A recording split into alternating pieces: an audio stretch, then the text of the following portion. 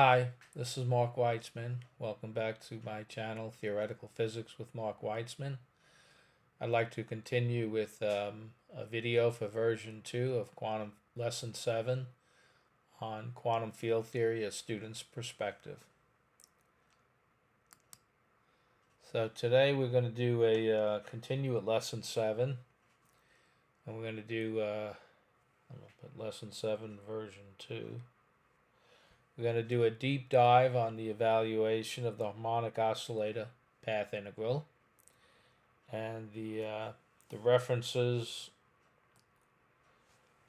This is done in a lot of places by now, but the references that I have are Quantum Mechanics and Path Integrals. There was a landmark book by Feynman and Hibbs. Look at section 3.6 and 3.11. And Quantum Field Theory of Point Particles and Strings by Brian Hatfield, a wonderful quantum field theory book that is aimed at getting you up to speed for string theory, section 12.3. So today we're going to do we're going to evaluate the harmonic oscillator path integral. This is going to be part 1.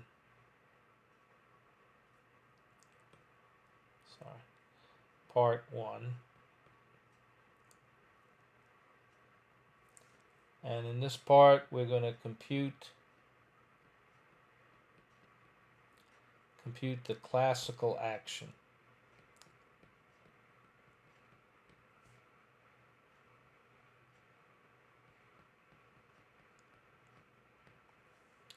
So the harmonic oscillator Lagrangian, HO will abbreviate harmonic oscillator. Harmonic oscillator Lagrangian, if you recall, is just L equals T minus V is equal to 1/2 M x dot squared. X dot is a time, dot means time derivative, minus the potential, which is the harmonic oscillator potential, 1/2 omega squared x squared. Now, when we compute a classical action, so we have S classical. I'll use C as an abbreviation, for CL as an abbreviation for classical. I'll probably omit it about half the time, but it's just an integral from TA to TB dt of the Lagrangian is equal to, since we given the Lagrangian we're using,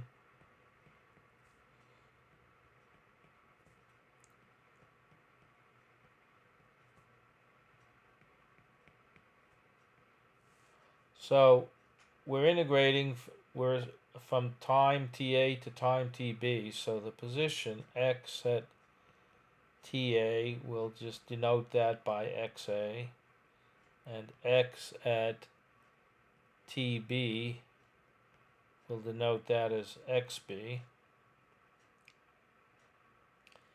And we need, when we integrate this along the classical path. So we need the classical path.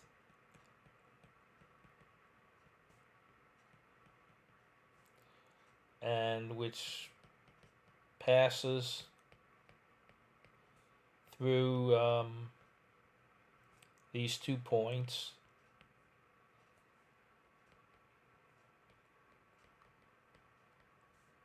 I'll write them down again, TA, XA, and TB, XB, and satisfies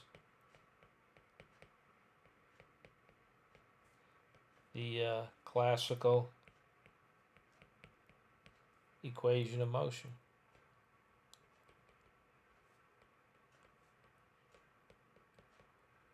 I'll probably abbreviate if I use it again by EOM. So we need to get the classical path. Oh, let me just write down the classical equation of motion.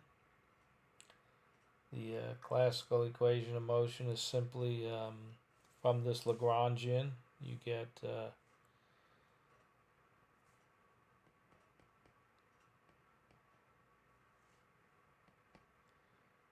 x double dot plus omega squared x squared equal to 0. So we want a path which we'll denote by x classical, which goes through these 2 points and which satisfies this equation of motion. So rather than solve this problem, which is a classical problem and is not that difficult, but it's in a different form than we're used to solving when we solve an equation of motion. So rather than doing that, we can I can just write down the solution, which is actually given in Hatfield's book. I actually solved it for myself. I spent a couple of hours doing it, and then I realized I can just verify the solution. So x classical, subscript CL means the classical path at time t. Let me change my notes here. At time t is equal to, it looks a little complicated, this formula, but it's actually very easy. XA, it consists of 2 terms, omega t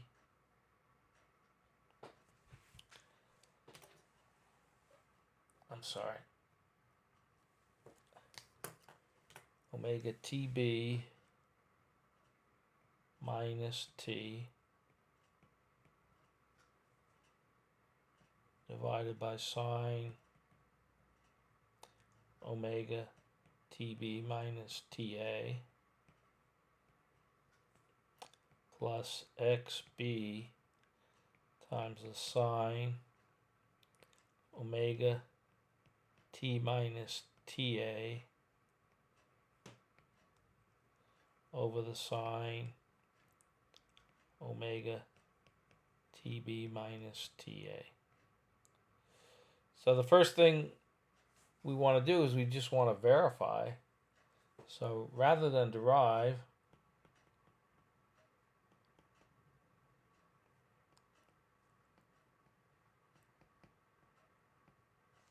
let's simply verify this.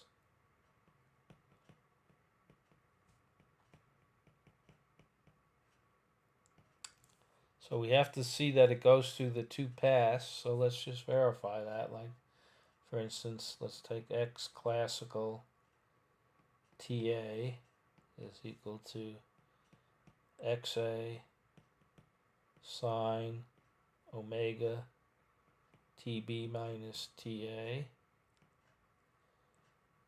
divided by sine omega TB minus TA. And as you can see, these are equal, so this is 1. So this is just going to be equal to XA plus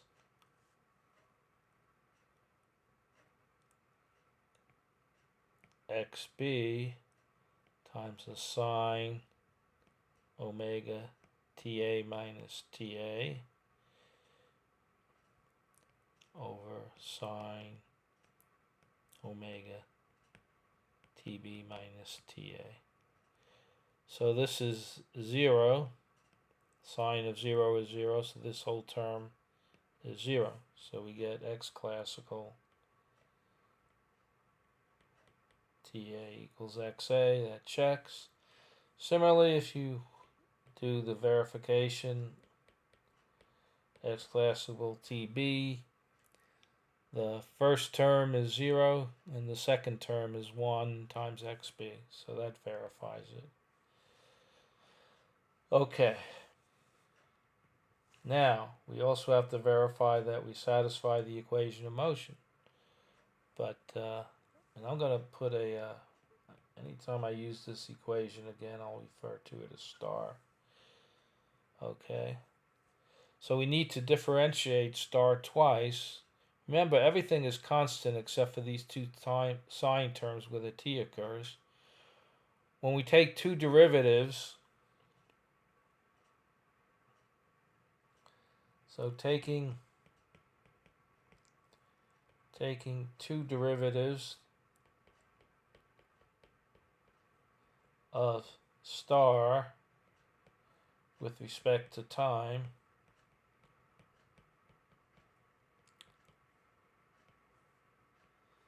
comma, we what do we get? Well, when we take the derivative, let's look at this first term. The sine becomes a cosine, brings down an omega and a minus sign because it's minus t, so we get a minus omega t. And then when we differentiate the cosine term again, we get minus sine. So we've basically brought down a minus omega squared, and now we bring down another minus sign for the t. So we just get two minus signs. We get a minus omega squared term. Again, anytime we differentiate sine twice, we're going to get a minus sign, and then we got the omega twice, so that's omega squared, and the minus sign in front of the t comes out twice, so that's a plus sign we can ignore. Same thing for the second term, exact same thing. Now we don't have to worry about the minus sign in front of the t, but we're still going to get a negative sign from taking two derivatives of sine and then an omega squared. So we get a minus omega squared factor, and we see that x double dot classical t is equal to minus omega squared x classical t. Okay, which is the equation of motion. So we verified that the star satisfies the classical. It satisfies what we need for the path integral. It passes through the points and it satisfies the equation of motion. Now, what can we do? So now we can do some substitution. So S classical is equal to the integral from TA to TB dt m over 2 x dot classical t squared minus omega squared x classical t squared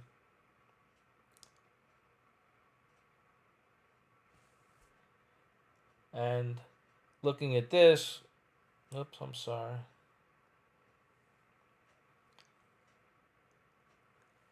We could substitute directly. We have our star equation, remember, way back here. I'll box this.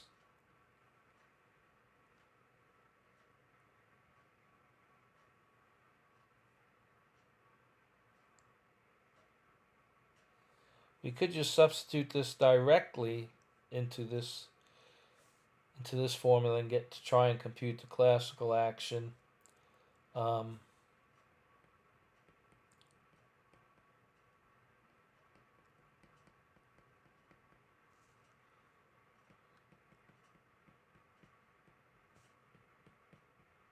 From the equation star, but it gets messy.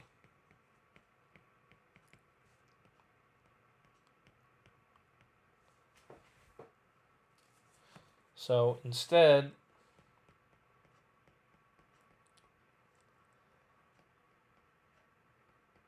let's do some integration by parts first. Okay.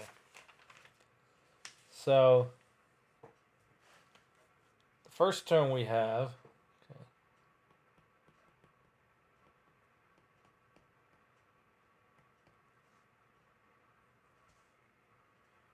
we have x, essentially x dot classical squared.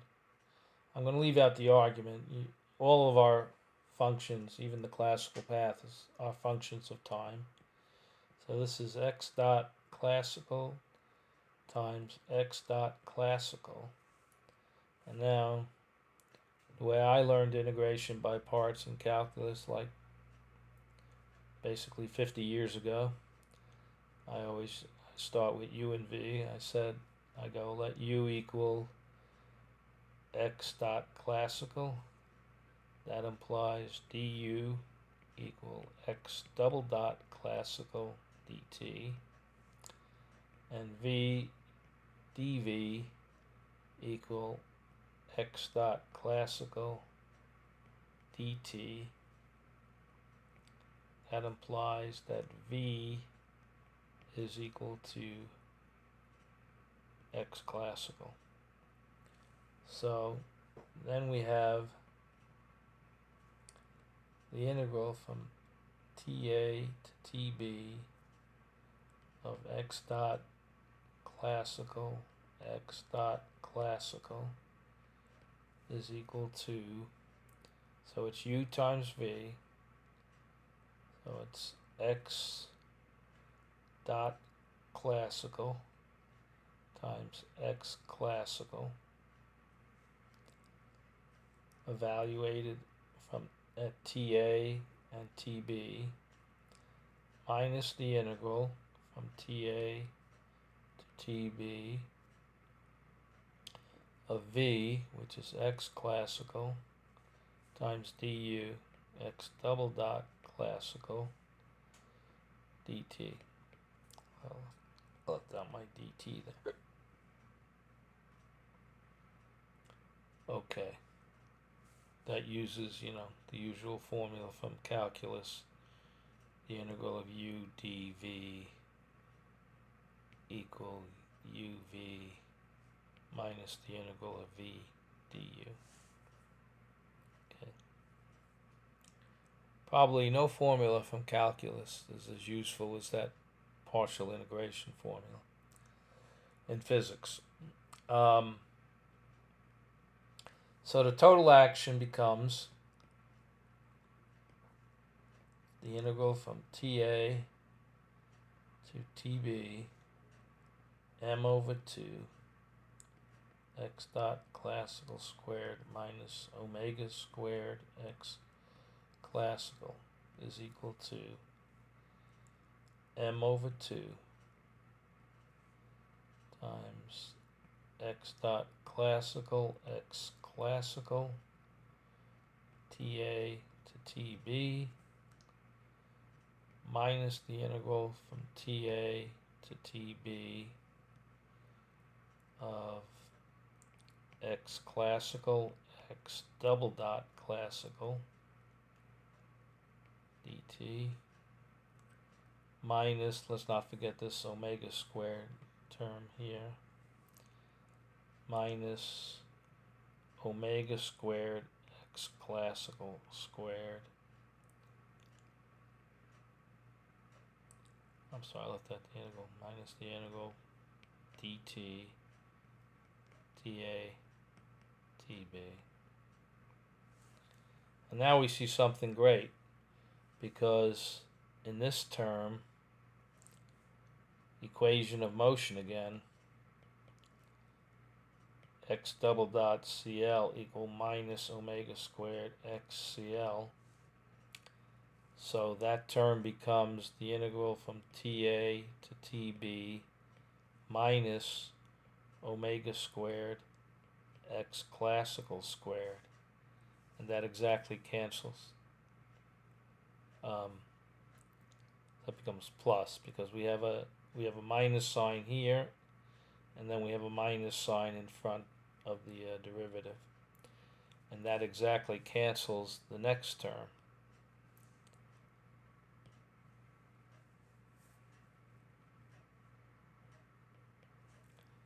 So we're left with, that's why we did this trick or integration by parts. We're left with S classical is equal to simply, we don't have to do any integrals, X classical, X dot classical, evaluated at TA and TB. Okay, now from star,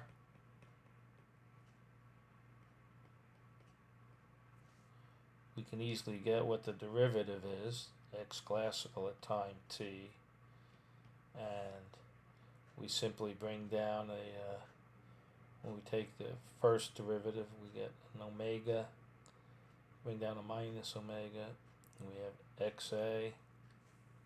Let me go back to that just to show you, in case you forgot. We have a minus sign because in the star term, the first term, we have a minus t, so that brings down the minus sign and an omega, and it converts sine to cosine. The second term, we won't have a minus sign. So it's a minus omega xa cosine omega tb minus ta. All of this is the same constant term in the denominator.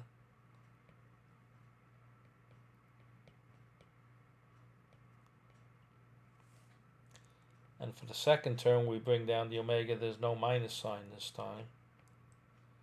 You know, omega xb cosine omega t minus ta. Okay. And I'm going to call this term I'll refer to as double star. Okay. So, S classical is equal to m over 2. Now remember, we already checked that x classical TB is equal to XB and x classical TA is equal to XA. So this is equal to XB, and we evaluated first the TB and then we subtract the evaluation of TA. So we have XB times X dot classical at TB minus XA X dot classical at TA. Okay. And then we substitute in our new equation, our new favorite equation, star star. So this is equal to m over 2 times xb. Now when we substitute in, okay, I wrote this term is wrong, sorry.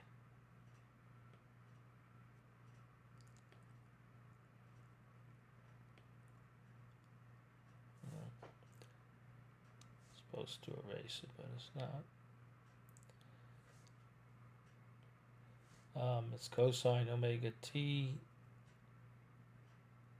Let me go back, check that. It's omega tb minus t. So it's tb minus t.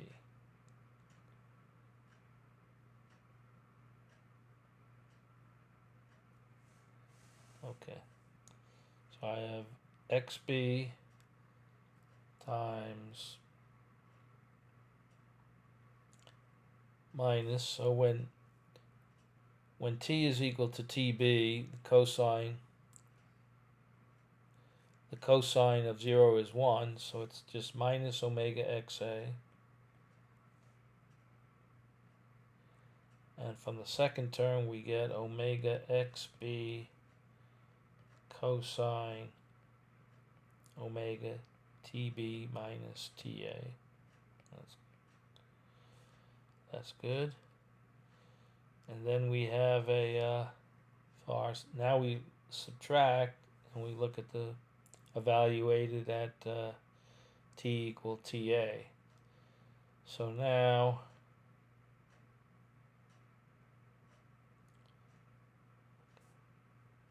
this whole thing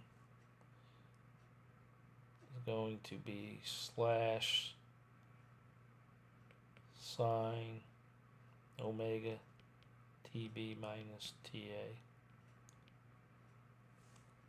Okay. Now for the second term, okay, I don't know, I keep cosine.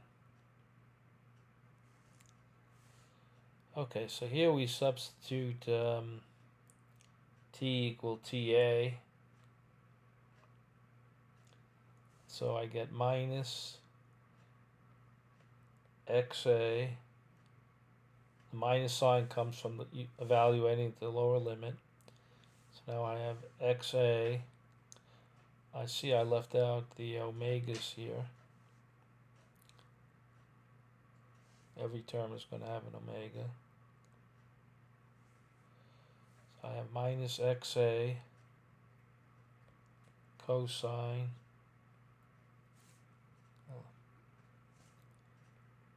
omega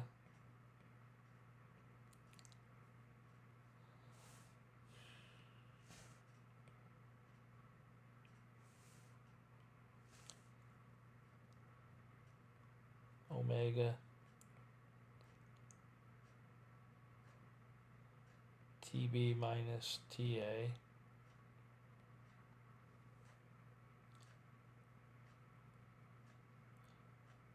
And then I have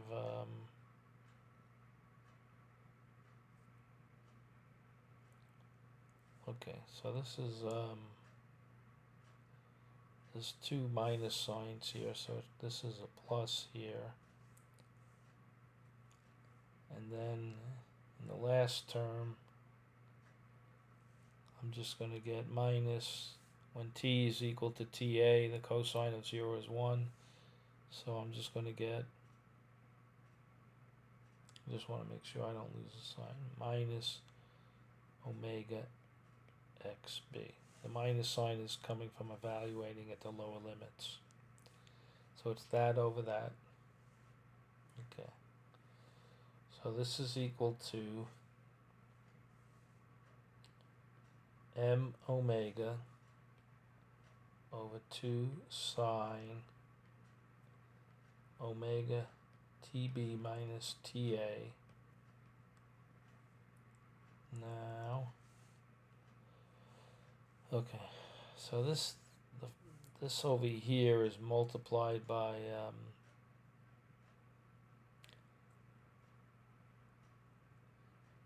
XA. Okay, I'm sorry. Whew, I keep making mistakes. This is what happens when you don't have it written down. Sorry about that. Let me just check this. So I have x and x classical. So the first term has to be multiplied by XA.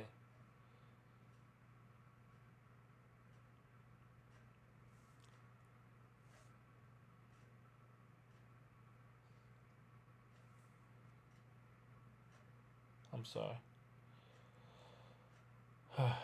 XB, yes, okay, so that's right. Okay, I think I have it right. So I took out all the omegas. I shouldn't have any omegas in here.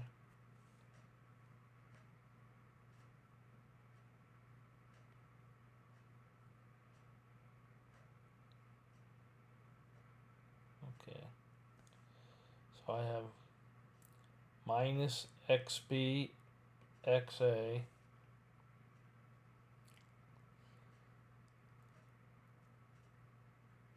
plus, so I need to, it's XB times that.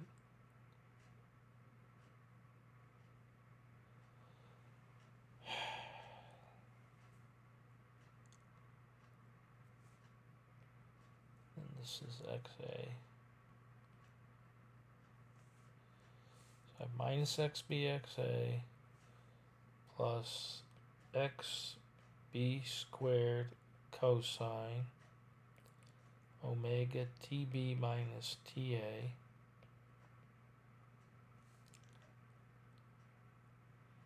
plus xa squared cosine omega tb minus ta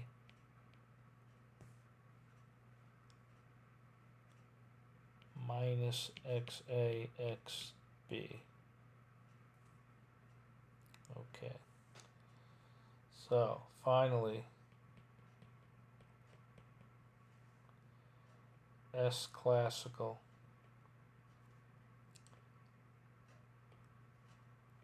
is equal to m omega 2 sine omega t, I'll define capital T in a second, times xa squared plus xb squared cosine omega t minus 2xa xb. And t is equal to tb minus ta. So the classical action is a relatively it's a nice simple formula actually, and I'll come back in part two. Part two, we'll use this